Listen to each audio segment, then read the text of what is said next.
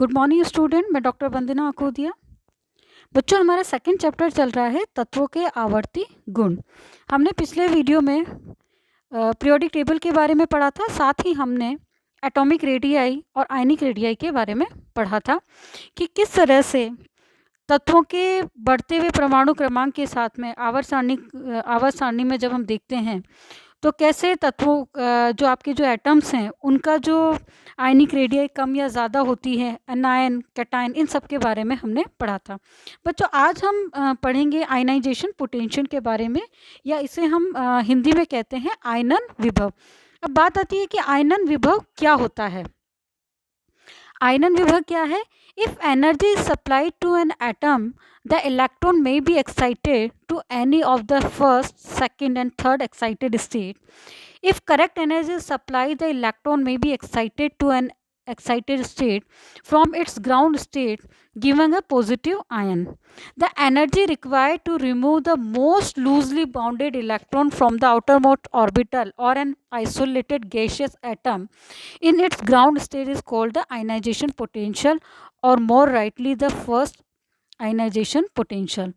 तो बच्चों, ionization potential क्या होगा कि एक विलगित उदासीन परमाणु में से एक इलेक्ट्रॉन निकालने के लिए जो हमें ऊर्जा देनी पड़ती है, तो उस ऊर्जा को हम कहते हैं आयनाइजेशन पोटेंशियल, यानी वो कहलाती है आयनन विभव। तो यानी कि कोई भी उदासीन परमाणु से एक इलेक्ट्रॉन निकालने के लिए हमें जितनी ऊर्जा देनी होगी उसे हम प्रथम आयनाइजेशन बोलेंगे। Close observation of figure 2.2 will relieve to the valence electron is subjected to the attractive force of the nucleus। यानी कि आप ये ध्यान रखिए कि हमें जो एनर्जी देनी होगी, हमें उतनी एनर्जी देनी होगी कि जो आपका न्यूक्लियस का जो अट्रैक्टिव फोर्स लग रहा है जो आपके इलेक्ट्रॉन को, वो क्या हो सके, उसके इक्विवेलेंट हो सके। यानी some time the repulsion force due to the electron in the inner shell. और कभी कभी किसी किसी कंडीशन में हम देखते हैं कि जो इनर शेल के इलेक्ट्रॉन है उनका जो रिपल्शन जो होता है वो भी वहाँ पर कार्य करता है। बच्चों, ये पूरी पीरियोडिक टेबल है। यहाँ पर फर्स्ट आयनाइजेशन एनर्जी लिखी हुई है कि इलेक्ट्रॉन में किसी भी उदासीन परमाणु में से एक इलेक्ट्रॉन निकालने के लिए हमें कितनी ऊर्जा देनी पड़ेगी। अब बच्चों, अपन ने बात करी थी पीछे कि अब कोई भी वैलेंस इलेक्ट्रॉन है, अब उस वैलेंस इलेक्ट्रॉन में हम कितनी एनर्जी प्रोवाइड करें कि वो अपने उसमें से अलग हो जाए या हमारा धनायन में हमारा जो एटम है वो परिवर्तित हो जाए। तो बच्चों, इस डायग्राम के अंदर आप देखिए, ये आपका न्यूक्लियस है और यहाँ आपका वैलेंस इलेक्ट्रॉन है। इन दोनों के बीच में बच्चों अट्रैक्शन फोर्स लग रहा है। और आपको पिछले वीडियो में मैंने बताया था, जब मैंने फर्स्ट चैप्टर पढ़ा था तो मैंने आपको बताया था कि सिंपल सा डायग्राम है कि ये आपका न्यूक्लियस है। न्यूक्लियस के चारों ओर बहुत सारी शेल्स होती हैं जिनमें कि इलेक्ट्रॉन प्रेजेंट होते हैं। अब ये आपकी आउटर मोस्ट शेल है और इसके अंदर जो इलेक्ट्रॉन प्रेजेंट हैं ये क्या करते हैं कि बाहर वाले न्यूक्लियस तो इनको क्या करेगा, अट्रैक्ट करेगा अपनी तरफ। यहाँ देखिए, न्यूक्लियस तो यहाँ पर क्या कर रहा है, यहाँ पर अट्रैक्ट कर रहा है इनको, मगर जो इनर शेल के जो इलेक्ट्रॉन है वो रिपल्स करते हैं। इन्हें हम कहते हैं शील्डिंग इफेक्ट। बच्चों, ये शील्डिंग इफेक्ट है वो पी ब्लॉक के जितने भी एलिमेंट हैं उनमें देखने को मिलता है। और पी ब्लॉक के एलिमेंट के अंदर आप शील्डिंग इफेक्ट बहुत अच्छे से देखेंगे। तो क्या हुआ कि अंदर के इलेक्ट्रॉन क्या कर रहे हैं, इनको शील्ड कर रहे हैं, इनको नहीं जाने दे रहे। और यही वजह है कि जो आपके ट्रांजिशन एलिमेंट्स हैं उनके अंदर आप ये देखेंगे कि जो शील्डिंग इफेक्ट है उसमें उनका लगभग आकार जो है समान होता है, क्योंकि अंदर की तरफ जाते हैं इलेक्ट्रॉन और उसकी वजह से लगभग आकार समान होता है। तो यहाँ से एक इलेक्ट्रॉन को निकालने के लिए हमें ऊर्जा देनी पड़ेगी। साथ ही यहाँ पर एक और फोर्स काम कर रहा है, रिपल्शन का फोर्स काम कर रहा है, जो कि इनर शेल के इलेक्ट्रॉन है वो उसको रिपल कर रहे हैं।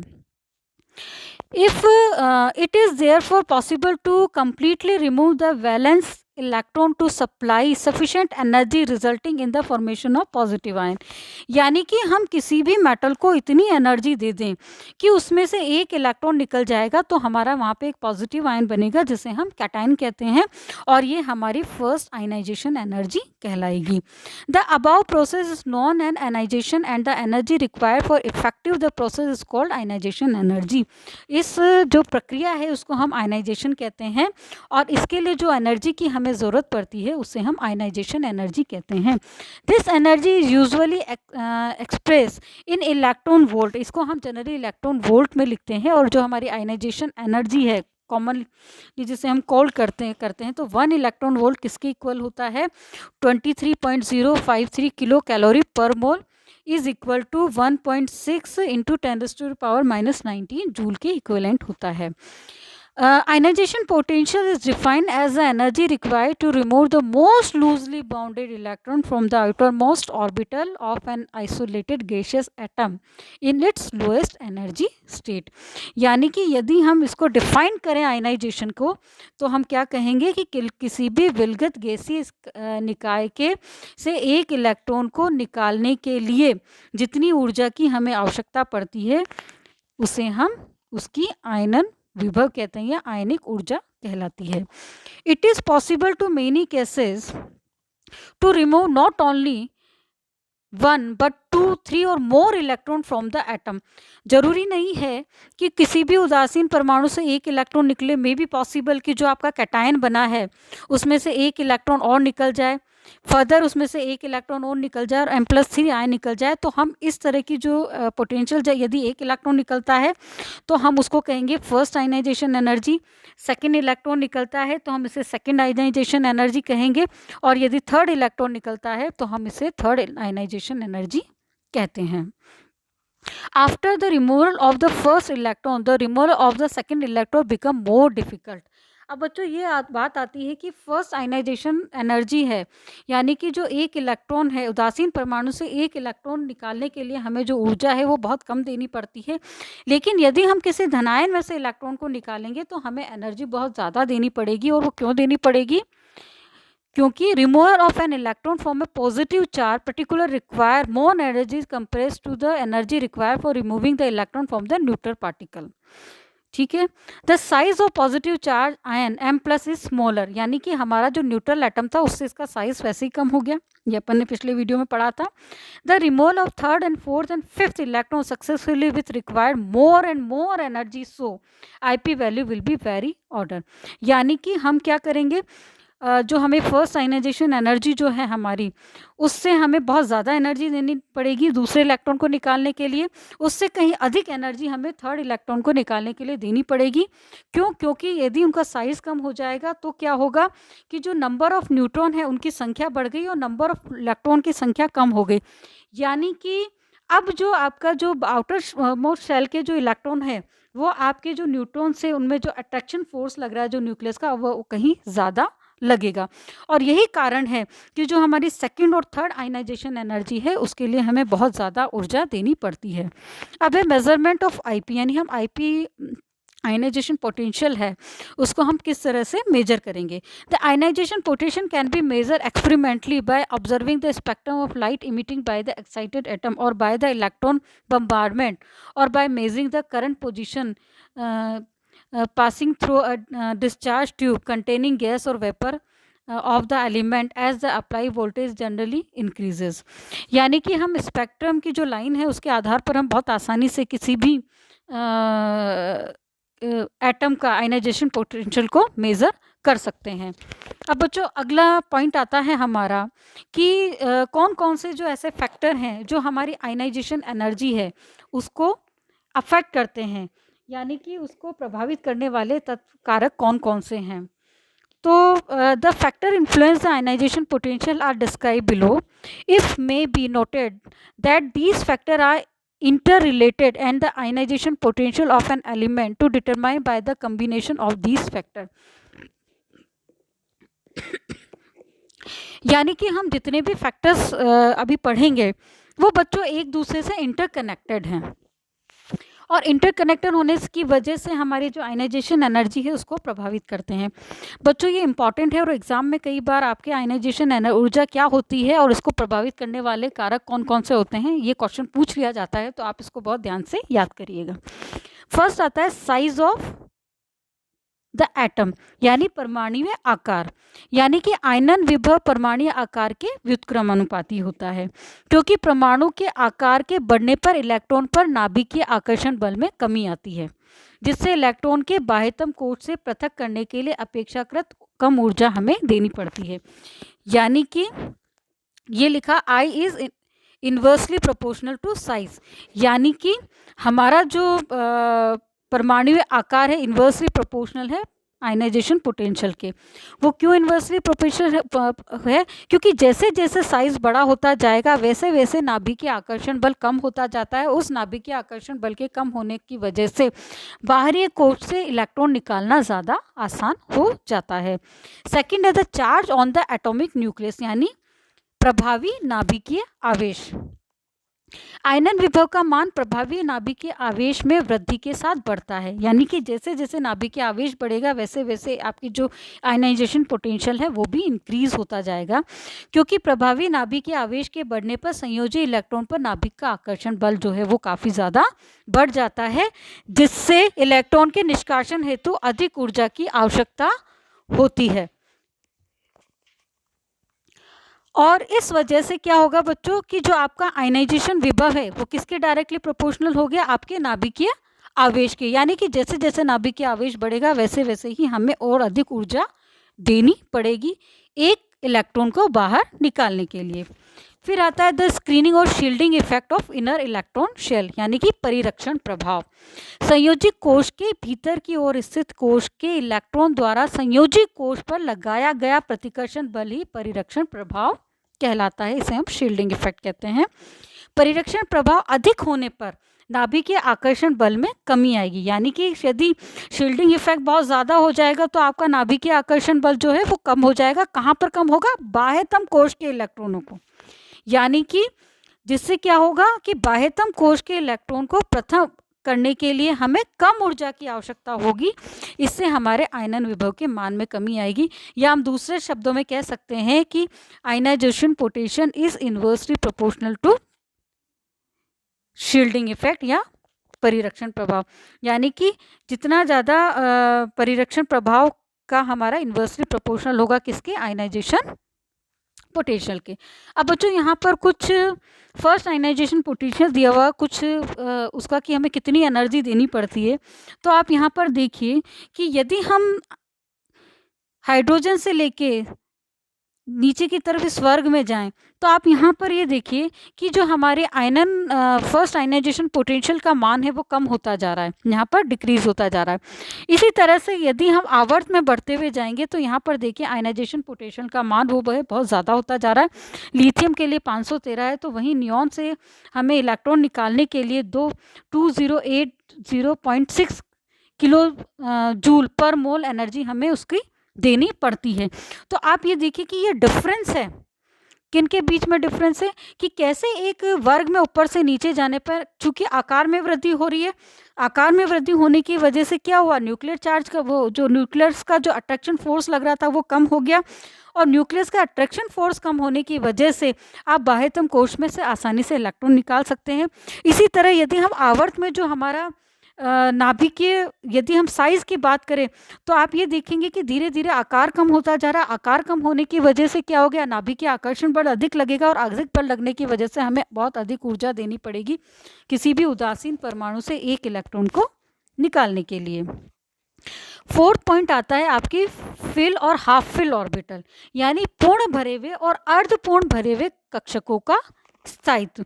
क्योंकि यदि हम हाफ फिल्ड ऑर्बिटल्स की बात करें, यानी कि P3, D5, F7 कक्षकों की, या फिर हम फुल फिल्ड ऑर्बिटल्स की बात करें जैसे P6 है, D10 है, F14 है, तो उनका स्थायित्व अन्य विन्यासों की तुलना में अधिक होता है। अतः अर्धपूर्ण भरे पूर्ण भरे कक्षकों से इलेक्ट्रॉन निकालने के लिए हमें बहुत ज़्यादा एनर्जी देनी पड़ती है, क्योंकि वो बहुत ज़्यादा स्थायी होते हैं, स्टेबल होते हैं। जबकि अन्य विन्यास के तत्वों से किसी भी इलेक्ट्रॉन को निकालने के लिए हमें इतनी एनर्जी नहीं देनी पड़ेगी जितनी कि हमें फुलफिल्ड और हाफ फिल्ड ऑर्बिटल से किसी एक इलेक्ट्रॉन को निकालने के लिए देनी पड़ेगी।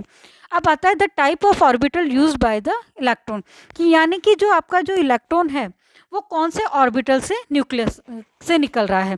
अब बच्चों यहाँ पर देखिए जो एस ऑर्बिटल है वो आपके नाभिक के सबसे ज़्यादा करीब होता है, उसके बाद पी ऑर्बिटल होता है, उसके बाद डी ऑर्बिटल होता है और उसके बाद आपका एफ ऑर्बिटल होता है। यानी कि एस ऑर्बिटल न्यूक्लियस के सबसे ज़्यादा क्लोज है, यानी कि एस ऑर्बिटल से निकालने के लिए हमें सबसे ज़्यादा ऊर्जा देनी पड़ेगी। उसी तरह से उससे कम ऊर्जा हमें पी ऑर्बिटल से इलेक्ट्रॉन निकालने के लिए देनी पड़ेगी, उससे कम ऊर्जा हमें डी ऑर्बिटल से इलेक्ट्रॉन निकालने के लिए देनी पड़ेगी और एफ ऑर्बिटल से निकालने के लिए हमें उससे भी कम ऊर्जा देनी पड़ेगी। क्यों? क्योंकि ये डिपेंड करता है कि आपका इलेक्ट्रॉन कौन सी शेल के अंदर प्रेजेंट है। अब आता है आयनाइजेशन एंड पीरियोडिक टेबल। अब यदि हम पीरियोडिक टेबल में वेरिएशन देखें तो देखेंगे the value of first ionization potential of electron, हमने पीछे अभी डिस्कस करा था। Variation in first ionization potential with atomic number in case of the element atomic 1 to 30 is plotted figure 2.3। बच्चों अभी अपन नीचे फिगर डिस्कस करेंगे। यदि हम इस फिगर को देखें तो आप फर्स्ट आयनाइजेशन पोटेंशियल देखिए। आप यहाँ पर देखिए कि हाइड्रोजन से इलेक्ट्रॉन निकालना बहुत आसान है, लेकिन हीलियम में क्या है बच्चों, हीलियम का कॉन्फ़िगरेशन क्या होता है 2s2, यानी नोबल गैस है। नोबल गैस होने की वजह से इसे बहुत ज़्यादा हमें इलेक्ट्रॉन निकालने के लिए हाफ फुलफिल्ड ऑर्बिटल है बच्चों, ये ध्यान रखिए। ये फुलफिल्ड ऑर्बिटल है तो यहाँ से हमें बहुत ज़्यादा एनर्जी देनी पड़ेगी। इसी तरह से नियॉन है, इसी तरह से ऑर्गन है। तो यहाँ से इलेक्ट्रॉन निकालने के लिए हमें बहुत ज़्यादा ऊर्जा देनी पड़ेगी। वहीं आप हीलियम के बाद लिथियम देखिए। लिथियम के केस में क्या हो गया बच्चों 1s2 2s1, यानी कि यदि ये एक इलेक्ट्रॉन को निकाल देता है तो ये हीलियम का कॉन्फ़िगरेशन ले लेगा, यानी ये बहुत आसानी से लिथियम है जो आपका इलेक्ट्रॉन निकाल देगा। वहीं आप यहाँ पर देखिए कि जो आपका बेरिलियम है उसका कॉन्फ़िगरेशन क्या है 1s2 2s2, ये फिर फुलफिल्ड हो गया, यानी कि लिथियम के कंपैरेटिवली इधर से इलेक्ट्रॉन निकालने के लिए हमें अधिक एनर्जी देनी पड़ेगी। वहीं बच्चों बोरोन के केस में देखिए यहाँ पर P1 पे एक इलेक्ट्रॉन आ गया। P1 पे एक इलेक्ट्रॉन आते ही फिर देखिए आयनाइजेशन एनर्जी का मान कम हो रहा है, क्योंकि अब यहाँ से एक इलेक्ट्रॉन निकालने के लिए हमें बहुत कम ऊर्जा देनी पड़ेगी, क्योंकि जैसे ही पी ऑर्बिटल से इलेक्ट्रॉन निकलता है ये किसका कॉन्फ़िगरेशन ले लेगा, ये फुलफिल्ड ऑर्बिटल हो जाएगा। इसी तरह कार्बन है। फिर आप यहाँ पर बात देखेंगे नाइट्रोजन की, यदि हम बात करें तो नाइट्रोजन का जो लास्ट कॉन्फ़िगरेशन होता है P3 होता है, यानी कि पी ऑर्बिटल हाफ फिल्ड है तो हमें हायर एनर्जी देनी पड़ेगी। उसके बाद नियॉन ऑर्गन ये अपन डिस्कस कर ही चुके हैं बच्चों। तो यहाँ पर आप वेरिएशन देखिए कि कैसे कैसे आप 1s ऑर्बिटल यानी लिथियम है, पोटेशियम है, सोडियम है, पोटेशियम है, इनके केस में आप देखिए कि आपको बहुत कम एनर्जी देनी पड़ी है अल्कलाइन मेटल के लिए। क्यों कम एनर्जी देनी पड़ रही है? इसलिए कम एनर्जी देनी पड़ रही है आपको क्योंकि यहाँ पर 4s जो आपका जो s ऑर्बिटल है इसमें एक ही इलेक्ट्रॉन प्रेजेंट है और वो बहुत आसानी से इलेक्ट्रॉन को निकाल देगा, और उस इलेक्ट्रॉन को निकालने की वजह से क्या होगा कि आपको वो आपका जो इनर्ट गैस है या नोबल गैस का जो कॉन्फ़िगरेशन है उसको ले लेगा। मगर आप यहाँ पर देखेंगे कि ट्रांजिशन मेटल्स जो हैं आपके, ट्रांजिशन मेटल के केस में यहाँ पर क्या हो रहा है कि जितने भी आपके ट्रांजिशन मेटल्स हैं उनके में वेरिएशन आपको बहुत कम देखने को मिल रहा है। ये आपका शील्डिंग इफेक्ट है और यहाँ आपको पूरा वेरिएशन देखने को मिल रहा है। तो बच्चों आप यहाँ पर देखेंगे कि किस तरह से आपका जो आयनाइजेशन पोटेंशियल है वो वेरी करता है इलेक्ट्रॉनिक कॉन्फ़िगरेशन के साथ। अब आप यहाँ पे देखिए सिमिलरली आप आईपी देखिए एमजी का, तो यहाँ पर देखिए 4 3s2 है, यहाँ पर फुलफिल्ड आ गया, यानी कि हमने जो फुलफिल्ड और हाफ फिल्ड ऑर्बिटल्स की बात की थी उनकी स्टेबिलिटी की बात करी थी। तो हम ये कहेंगे कि यदि हाफ फिल्ड और फुलफिल्ड ऑर्बिटल बनने हैं तो वहाँ पर हमें जो हमारा आयनन विभव का मान है वो काफ़ी ज़्यादा हो जाता है और वहाँ से इलेक्ट्रॉन निकालना हमारे लिए मुश्किल हो जाता है। इसी तरह से बच्चों हम ऑक्सीजन के केस में देखेंगे तो ऑक्सीजन का जो ऑक्सीजन है उसमें आप ये देखिए कि 2p4 सिस्टम है। यहाँ पर हमें आयनाइजेशन पोटेंशियल है उसके लिए हमें नाइट्रोजन के कंपैरेटिवली कम एनर्जी देनी पड़ेगी, क्योंकि जैसे ही यहाँ से एक इलेक्ट्रॉन निकलेगा तो बच्चों यहाँ पर क्या होगा कि ये इसमें हाफ फिल्ड कंडीशन आ जाएगी और वो स्टेबिलिटी को उसके बढ़ा देगा। इसी तरह से बच्चों अपन ऊपर पूरी तरह से ये देखा है कि किस तरह से आयनाइजेशन जो है हमारा एटॉमिक साइज पर निर्भर करता है, साथ ही हमारा जो परिरक्षण प्रभाव है उस पर निर्भर करता है।